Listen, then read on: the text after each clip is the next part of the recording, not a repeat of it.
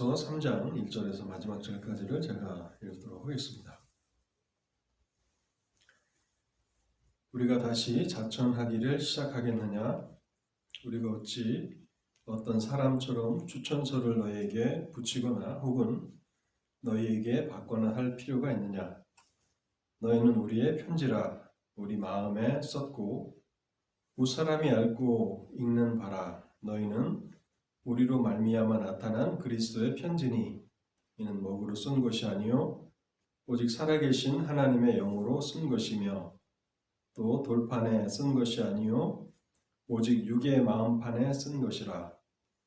우리가 그리스도로 말미암아 하나님을 향하여 이 같은 확신이 있으니 우리가 무슨 일이든지 우리에게서 난 것 같이 스스로 만족할 것이 아니니 우리의 만족은 오직 하나님으로부터 나느니라. 그가 또한 우리를 새 언약의 일꾼 되기에 만족하게 하셨으니 율법 조문으로 하지 아니하고 오직 영으로 함이니 율법 조문은 죽이는 것이요 영은 살리는 것이니라. 돌에 써서 새긴 죽게 하는 율법 조문의 직분도 영광이 있어 이스라엘 자손들은 모세의 얼굴에 없어질 영광 때문에도 그 얼굴을 주목하지 못하였거든. 하물며 영의 직분은 더욱 영광이 있지 아니하겠느냐. 정죄의 직분도 영광이 있은즉 의의 직분은 영광이 더욱 넘치리라. 영광 되었던 것이 더 큰 영광으로 말미암아 이에 영광될 것이 없으나 없어질 것도 영광으로 말미암았은즉 길이 있을 것은 더욱 영광 가운데 있느니라. 우리가 이 같은 소망이 있으므로 담대히 말하노니 우리는 모세가 이스라엘 자손에게 장차 없어질 것의 결국을 주목하지 못하게 하려고 수건을 그 얼굴에 쓴 것 같이 아니하노라. 그러나 그들의 마음이 완고하여 오늘까지도 구약을 읽을 때에 그 수건이 벗겨지지 아니하고 있으니 그 수건은 그리스도 안에서 없어질 것이라.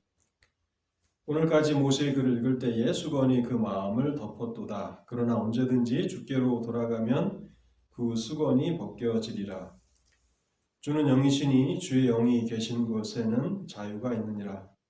우리가 다 수건을 벗은 얼굴로 거울을 보는 것 같이 주의 영광을 보매 그와 같은 형상으로 변화하여 영광에서 영광에 이르니 곧 주의 영으로 말미암음이니라. 아멘. 잠시 먼저 기도하도록 하겠습니다. 자비로우신 하나님 아버지, 오늘 하루의 삶도 인도하여 주셔서 이 저녁 저희가 3일 밤 기도회로 모이도록 이끌어 주시니 감사합니다. 하나님 아버지, 오늘도 저희가 이 땅을 살아가면서 어떠한 즐거움을 누리며 또 어떠한 삶의 목적을 가지고 살아왔는지 하나님의 말씀 앞에서 돌아보기를 소망합니다. 하나님, 우리의 인생이 참으로 빠르게 지나가고 또 한 번 지나가면 다시 돌아오지 않는 것을 저희들이 기억합니다. 70이여 강건하면 80인 우리의 인생, 화살과 같이 빨리 지나가는 이 인생, 하나님 앞에서 지혜를 얻게 하시고 참된 삶의 목적을 따라서 온전한 믿음의 삶을 살아가도록 저희를 도와주시옵소서. 무엇보다도 하나님, 저희가 무엇을 바라봐야 하는지 말씀을 통해서 깨닫게 하여 주시기를 원합니다. 저희가 주의 영광을 바라보며 주의 아름다우심을 더욱 사모하며 하나님 앞에 믿음으로 살아가게 도와주시고 주의 영광을 사모하여 바라봄으로 우리 또한 주의 영화로우신 그러한 성품과 같이 날마다 영광에서 영광으로 변화되는 그러한 변화의 삶이 있도록 저희를 축복하여 주시옵소서. 하나님, 오늘 고린도후서 3장을 저희들이 읽어볼 때에 고린도 교회는 또 그 성도들은 그리스도의 편지라고 그렇게 바울은 말하고 있는 것을 듣습니다. 하나님, 우리의 삶이 그리스도의 편지가 되고 있는지를 돌아보게 하여 주옵소서. 그래서 온전히 저희들을 은혜 가운데 성숙함으로 이끌어 주실 때에 주를 더욱 닮아가는 믿음의 사람들이 되게 하시고 또한 믿음의 사람들이 모인 이 교회를 통해서 하나님의 영광과 아름다움이 나타나게 하시고 복음의 능력이 세상에 온전히 증거되도록 역사하여 주시옵소서.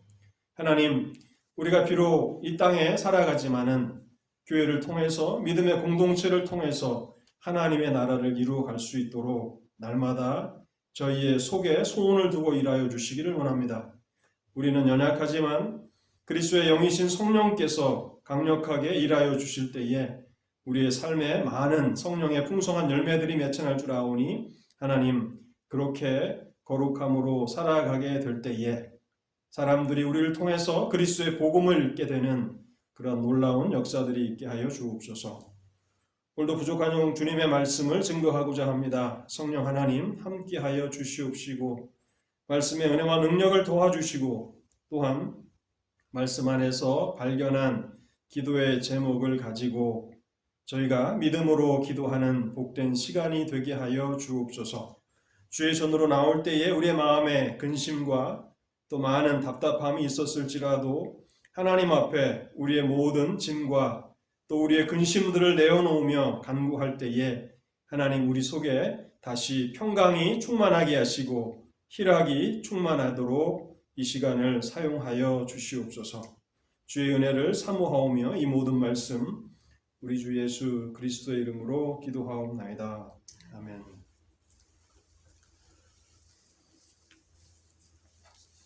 오늘 우리가 읽은 고린도 후서 3장은 새 언약의 일꾼의 특징과 영광에 대해서 이야기하고 있는 그러한 성경입니다. 바울은 고린도 교회가 자신의 편지라고 말하면서 자신은 특별한 추천서가 필요 없다고 말합니다. 거짓 선생들이 바울에게 추천서를 요구했지만 너희가 나의 편지라 그렇게 말하면서 자신은 특별한 추천서가 필요 없다고 그렇게 이야기합니다. 그뿐만 아니라 그리스도 안에 있는 성도들은 그리스도의 편지라고 그렇게 말합니다. 다른 사람들이 우리를 보고 그리스도를 읽을 수 있기 때문에 그리스도의 복음을 읽을 수 있기 때문에 그리스도의 편지라고 말하고 있는 것입니다. 2절과 3절 말씀을 제가 다시 한번 읽어보겠습니다.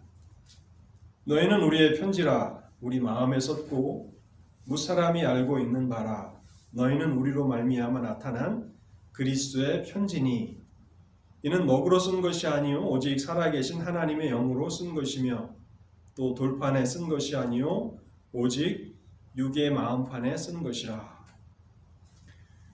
그래서 하나님의 성도들의 마음에는 하나님의 법이 기록되어 있다고 말하고 있고 또 하나님의 성도들의 마음에는 그리스도의 사랑이 부은 바 되었다고 말하고 있는 것입니다. 이 일은 단순히 먹으로 된 것이 아니라 살아계신 하나님의 성령을 통해서 나타난 놀라운 변화다라고 하는 것을 고린도후서 3장은 말씀하고 있는 것입니다. 그래서 복음은 놀라운 변화를 가져오는데 가장 첫 번째로 마음의 변화를 가져온다라고 하는 사실을 강조하고 있는 것입니다. 에스겔 선지자는 에스겔서 36장 26절에 이런 말씀을 합니다. 또 새 영을 너희 속에 두고 새 마음을 너희에게 주되 너희 육신에서 굳은 마음을 제거하고 부드러운 마음을 줄 것이며. 그래서 바울은 한 가지를 확신하는데요. 고린도 성도들의 마음에는 하나님의 성령에 의해서 쓰여진 복음이 있다는 사실입니다. 4절에 확신이라고 하는 단어를 쓰고 있는데요. 이 같은 확신이 있으니라고 말하고 있는데 성령께서 일하신 그 결과 고린도 교회 성도들의 마음에는 성령께서 쓰신 복음이 그 마음에 있다는 것입니다. 그러면서 이제 바울은 자신이 새 언약의 일꾼이라고 그렇게 말합니다. 모세의 율법과 그리스도의 복음을 비교하는 그러한 말씀인데요. 새 언약의 일꾼은 옛 언약의 일꾼에 비해서 훨씬 더 탁월하다고 말합니다. 왜냐하면 성령으로 일하는 사람들이기 때문에 새 언약의 일꾼은 옛 언약의 일꾼보다 탁월하다고 말하고 있는 것입니다. 옛 언약의 직분, 모세가 가졌던 그 직분은요, 7절에 보면 죽게 하는 직분이라고 말하고 있습니다. 그리고 9절에 보면 정죄의 직분이다 라고 말하고 있습니다. 우리가 로마서를 통해서 이 부분을 이미 살펴보지 않았습니까? 왜냐하면 율법은 선하고 거룩하고 또 의로운 것이지만 거기에 기록된 것을 행하지 않는다면 율법의 저주와 심판이 있기 때문에 결국에는 죽게 하는 직분이 되는 것이고 정죄의 직분이 된다는 것이죠. 율법 자체의 문제가 아니라 인간의 죄악됨과 연약함 때문에 그러한 결과가 나타나는 것입니다. 거기에 비해서 복음은 얼마나 탁월한가, 새 언약은 얼마나 탁월한가를 말하면서 6절에 보면요, 복음은 살리는 직분이라고 말하고 있습니다. 살리는 직분이라는 것은 복음은 영생으로 인도한다는 것입니다. 복음을 믿고 복음을 영접하는 사람들은 영생으로 인도함을 받기 때문에 복음은 살리는 직분이다라고 말하고 있는 것이고요. 9절에 보면 또 이 새 언약의 직분은 의의 직분이라고 말하고 있습니다. 믿음을 통한 하나님의 의가 복음을 통해서 나타나고 또 모든 믿는 자에게 하나님의 의가 제공되기 때문에 의의 직분이라고 말하고 있는 것입니다. 그래서 10절에 보면 복음은 율법을 크게 능가하는 더 큰 영광이라 그렇게 결론을 내리고 있는 것입니다. 바울은 옛 언약 안에서 많은 성도들이 구약의 성도들이 충분한 유익을 누리지 못한 것을 안타까워하는 마음을 가지면서 이 고린도후서를 쓰고 있습니다. 그러면서 옛 언약 안에서 성도들이 언약의 유익을 누리지 못한 것은 수건이 그들의 마음을 덮고 있었기 때문이다라고 하는 사실을 지적하고 있습니다. 여러분, 이것은 출애굽기 나와 있는 그 십계명을 받은 사건을 배경으로 하고 있는 것이죠. 모세가 시내산에 올라가서 하나님의 율법을 받게 되었고 40일 동안 시내산에 있으면서 하나님의 영광을 뵌 그 증거가 얼굴에 나타났습니다. 그래서 모세의 얼굴에는 빛이 났는데 백성들이 두려워하기 시작했습니다. 그래서 모세는 얼굴을 가릴 수밖에 없었습니다. 수건으로 얼굴을 가렸는데 모세가 썼던 그 수건, 그것은 이스라엘 백성들, 옛 언약 안에 있었던 백성들의 그런 허물이 무엇인가를 지적해 주고 있는 역할을 하고 있는 것입니다. 모세의 얼굴을 가린 그 수건은 이스라엘 백성들의 영적인 우둔함을 상징하는 상징물이 되는 것입니다. 그래서 이스라엘 백성들이 율법의 가르침을 받지만 선지자를 통해서 하나님의 말씀을 듣지만 유익을 누리지 못합니다. 왜냐하면 모세의 얼굴을 덮었던 수건과 같이 그 수건이 이스라엘 백성들의 마음을 덮고 있기 때문에 하나님의 율법의 의미를 깨달지 못했기 때문이라고 말하고 있는 것입니다. 14절과 16절을 읽어보겠습니다. 그러나 그들의 마음이 완고하여 오늘까지 구약을 읽을 때에 그 수건이 벗겨지지 아니하고, 그러니까 모세가 썼던 그 수건을 이제 그 스토리를 그대로 가져와서 이스라엘 백성들의 연약함을 설명하는 것입니다. 그 수건이 여전히 벗겨지지 않고 있다고 말하고 있고 그 수건은 그리스도 안에서 없어질 것이라. 오늘까지 모세의 글을 읽을 때에 수건이 그 마음을 덮었도다. 그러니까 마음을 덮기 때문에 하나님의 율법을 읽지만은 깨달지 못하고 그 유익을 누리지 못하는 것입니다. 그러면서 16절에 그러나 언제든지 주께로 돌아가면 그 수건이 벗겨지리라. 그러니까 수건이 이스라엘 성도들의 마음을 덮고 있었다라고 하는 것, 그것이 옛 언약 아래에서 이스라엘 백성들이 그 언약의 유익을 누리지 못한 진정한 원인이 되었음을 이곳에서 말씀하고 있는 것입니다. 여러분, 이것은 신약의 성도들, 새 언약 아래에 있는 우리들에게는 하나의 경고의 말씀일 수 있습니다. 이런 영적인 눈먼 상태가 오랜 시간 지속되었습니다. 하나님의 말씀, 하나님의 임재가 그들 가운데 있었지만 그러나 그 언약의 유익을 누리지 못했습니다. 왜냐하면 그들이 영적으로 우둔하였기 때문에, 영적으로 하나님의 말씀을 깨달지 못했기 때문에 그렇다는 것입니다.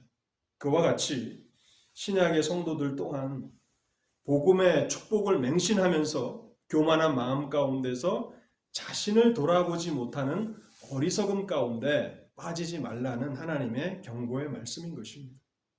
우리가 그리스도의 복음 또 새 언약 아래 살아가고 있다라고 하는 이 축복을 들으면서 그저 막연히 그것을 맹신하면서 살아가면 안 되고 정말 내가 그 영광과 그 축복을 실제로 누리고 있는가 우리 자신을 끊임없이 돌아봐야 한다는 것입니다.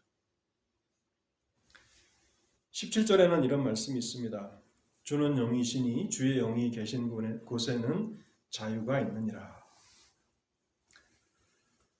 성령께서 하시는 일이 무엇인가를 우리에게 설명해 줍니다. 성령께서는 그리스도의 영이라고 불리우시죠.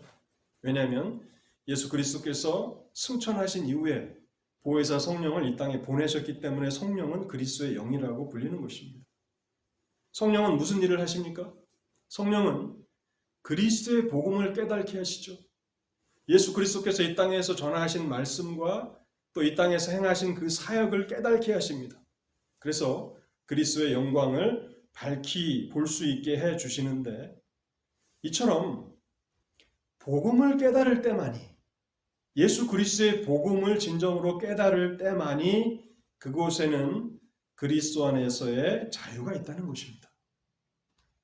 이스라엘 백성들이 하나님의 율법을 받았다는 것 자체 또 자신들이 택함을 받은 선민이라고 하는 그 자체가 자동적으로 축복을 가져온다고 생각을 했죠. 우리에게는 율법이 있지 아니한가? 우리는 언약의 백성들이지 아니한가?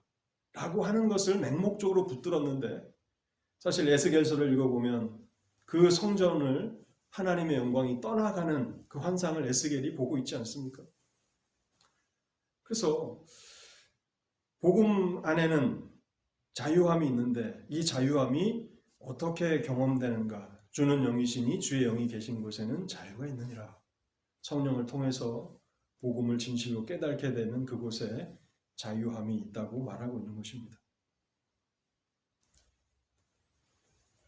17절과 18절을 읽어보겠습니다. 주는 영이시니 주의 영이 계신 곳에는 자유가 있느니라. 우리가 다 수건을 벗은 얼굴로 거울을 보는 것 같이 주의 영광을 보매 그와 같은 형상으로 변화하여 영광에서 영광에 이르니 곧 주의 영으로 말미암음이니라. 복음의 영광은 다른 데 있지 않습니다. 새 언약의 유익은 다른 데 있지 않습니다. 그저 어떤 형식과 어떤 틀에 그 영광이 있는 것이 아니라 우리는 다 수건을 벗었다는 것입니다. 옛 언약 가운데 있었던 성도들의 마음에는 수건이 덮여 있었지만 새 언약, 복음 안에서는 그 수건을 벗게 되었다라고 하는 것이 가장 큰 축복이고 가장 큰 특권이라는 것입니다. 수건을 벗은 그 결과 무엇입니까? 이제는 복음을 즐거워하게 되고 또 복음을 온전히 깨닫게 된다는 것입니다. 하나님의 말씀을 깨닫고 하나님의 그 말씀의 깊이들을 더 이해하며 살아가는 것, 그것이 새 언약 아래서의 축복이라고 말씀하고 있는 것입니다. 옛 언약 안에서 그러나 모세는 매우 특별한 지위를 누렸죠. 많은 이스라엘 성도들이 누리지 못했던 그런 특권들을 누렸는데 모세는 하나님과 얼굴을 대면하는 하나님께서 직접 말씀하시는 친구처럼 대하시는 그런 특권을 누렸던 사람입니다. 그것이 이제 모세가 누린 특권이었는데요. 새 언약에서는 모든 그리스도 안에 있는 성도들이 모세가 누렸던 동일한 특권을 누리도록 허락받았다는 것입니다. 여기 자유함이라고 하는 것은 우리가 많은 것들을 생각할 수 있겠는데요. 죄와 율법으로부터의 자유, 로마서가 선포하고 있는 것이 아닙니까? 죄와 율법으로부터의 자유, 또 성령 안에서 하나님의 명령을 행할 수 있는 자유. 그러나 본문에서 말하고 있는 자유는 하나님 가까이로 나아갈 수 있는 자유를 말하는 것입니다. 하나님의 임재 앞으로 나아갈 수 있는 그런 자유를 모든 성도들이 허락받았다는 것입니다. 나아가도록 허락을 받았다는 것이죠. 그래서 18절 말씀에 보면요, 우리가 다 수건을 벗은 얼굴로 거울을 보는 것 같이 주의 영광을 보매라고 말하고 있습니다. 수건을 벗은 얼굴로 거울을 보는 것 같이, 이 거울을 본다라고 하는 이 말씀이 고린도전서 13장 12절에 한번 쓰여 있는데요. 고린도전서 13장에서 거울을 보는 것 같이는 희미함을 표현하는 말입니다. 지금은 거울을 보는 것 같이 희미하나 그때에는 얼굴과 얼굴을 대하여 볼 것이라, 이제 그렇게 쓰여 있기 때문에 고린도전서 13장에서는 희미함을 나타내는 것인데, 이 고린도 후서 3장에서는 희미함이 아니라 명백하게 본다는 그런 말씀입니다. 왜 이렇게 해석해야 하는가 하면 문맥을 따라서 그렇게 해석할 수밖에 없는 것입니다. 그래서 현재 우리의 영적인 상태를 고려해 볼 때, 그리스도께서 재림하시는 그때에 우리는 직접 하나님을 보게 될 것입니다. 그때에 보게 되는 그 영광과 현재 그리스도 안에 있는 성도들이 하나님의 영광을 보는 것을 비교한다면 희미한 것이 되겠죠.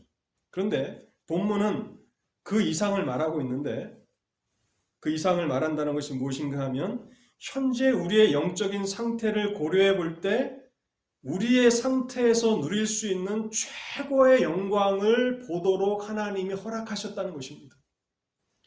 우리의 능력의 최고치 안에서 하나님의 영광을 명백히 보도록 모든 그리스도 안에 있는 성도들은 허락받았다라고 말하는 것입니다. 그래서 우리가 다 수건을 벗은 얼굴로 거울을 보는 것 같이 주의 영광을 본다. 그와 같은 형상으로 변화하여 영광에서 영광에 이르니 곧 주의 영으로 말미암음이니라. 여러분, 신약의 성도들에게 허락된 최고의 축복이 무엇입니까? 최고의 특권이 무엇입니까? 그것은 주의 영광과 아름다움을 보는 것입니다. 신앙생활은 바로 주의 영광과 아름다움을 보는 삶인 것이죠. 많은 복음 전도자들이 잘못된 것에 포인트를 두고 잘못된 목적으로 복음을 전한 결과 복음이 많이 희석되었지만, 우리가 성경으로 돌아가면 성경이 말씀하고 있는 그 진리를 우리가 올바로 생각하고 배우게 된다면 신약의 성도들에게 허락된 최고의 복은 이 땅에서 부귀영화를 누리는 것이 아닙니다.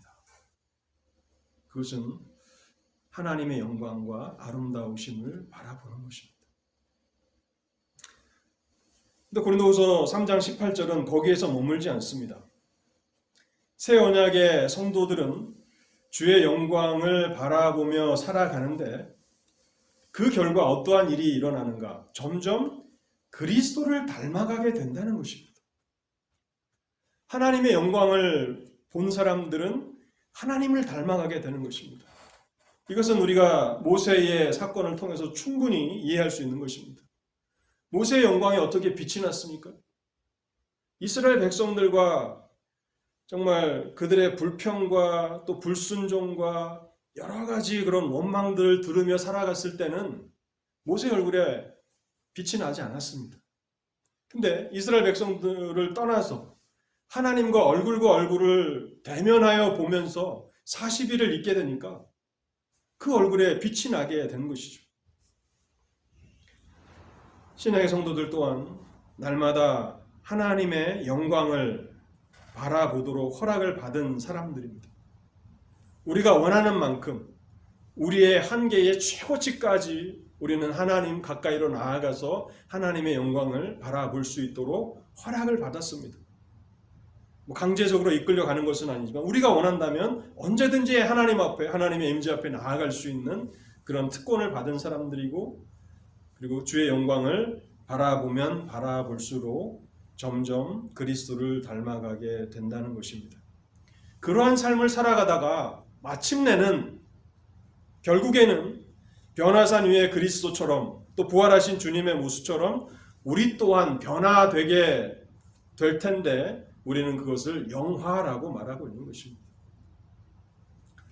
성도가 주의 영광을 바라볼 때 성도는 주의 영광으로 변화되는 것을 경험합니다. 우리는 이것을 성화라고 하는 것입니다. 거룩함은 단순히 우리의 습관이나 기질을 바꾸는 것이 아니라 날마다 주의 영광을 바라볼 때에 우리가 주님을 닮아가는 것입니다. 우리가 누군가를 사랑하고 좋아하게 되면 그 사람을 닮고 또 그 사람을 따라하기를 원하지 않습니까? 오늘 많은 청소년들 보면 이렇게 연예인들을 참 많이 동경하고 좋아하죠. 그래서 방에도 이렇게 사진 같은 것들을 붙여놓고 연예인들의 말투, 옷차림, 모든 행동들을 따라하지 않습니까? 그래서 전 국민이, 그냥 전 모든 청소년들이 그 연예인화 되어가는 그런 모습들을 보는데요. 이와 같은 그 일이 하나님의 성도들에게도 나타난다는 것입니다. 우리가 하나님을 사랑하고 또 하나님의 영광을 바라보기를 좋아하게 되면 점점 하나님을 닮아가게 되고, 그래서 우리의 성화가 진척된다는 것입니다. 여기서 한 가지, 그리스도 안에 있는 성도들이 어떻게 주의 영광을 보는가를 생각해 보도록 하겠습니다. 어떻게 주의 영광을 보는가? 주의 영광을 본다라고 했을 때 우리는 어떤 특별한 어떤 체험이라든지 기적들을 떠올리기 쉬운데요. 오늘 고린도후서 3장의 포인트를 놓쳐서는 안 됩니다. 옛 언약과 새 언약을 비교하면서 옛 언약의 한계가 뭐라고 했습니까? 그들의 마음에 뭐가 있다고요? 수건이 덮여 있었다라고 하는 것이었고, 새 언약은 뭡니까? 이제 수건이 벗어졌다. 주께로 돌아가면 수건이 벗어지리라. 이 포인트를 놓쳐서는 안 되는 것입니다. 하나님의 영광을 본다는 것은 계시된 말씀을 통해서 하나님을 아는 것입니다. 요한복음 1장 1절을 제가 읽어보겠습니다. 태초에 말씀이 계시니라. 이 말씀이 하나님과 함께 계셨으니 이 말씀은 곧 하나님이시니라. 말씀이 하나님입니다. 그래서 말씀을 대하는 태도가 곧 하나님을 대하는 태도고, 말씀에 순종하는 것이 하나님 앞에 순종하는 것입니다. 그래서 우리는 계시된 말씀을 통해서 하나님이 누구이신가를 계속해서 알아가야 하는 것이고, 하나님의 영광을 바라봐야 하는 것입니다. 그래서 어느 경건한 목사님이 이런 글을 쓰셨는데요. 성도는 눈이 아니라 귀로 하나님의 영광을 본다는 그런 글을 썼습니다. 그러니까 우리가 눈으로 어떤 특별한 기적을 보려고, 그래서 갑자기 하늘이 열리고 그래서 빛이 비치고 그래서 하나님의 영광을 본다고 우리가 그렇게 생각하는데, 그게 아니라 성도는 귀로 하나님의 영광을 본다는 것입니다. 하나님의 말씀을 들음으로 계시된 말씀을 통해서 하나님이 누구신가를 깨닫게 된다는 것입니다. 영광에서 영광으로, 현재의 영광에서 미래의 영광으로 나아가는 것을 말하는 것입니다.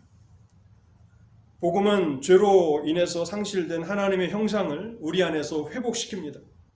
어떻게 하나님의 형상이 우리 안에 회복이 됩니까?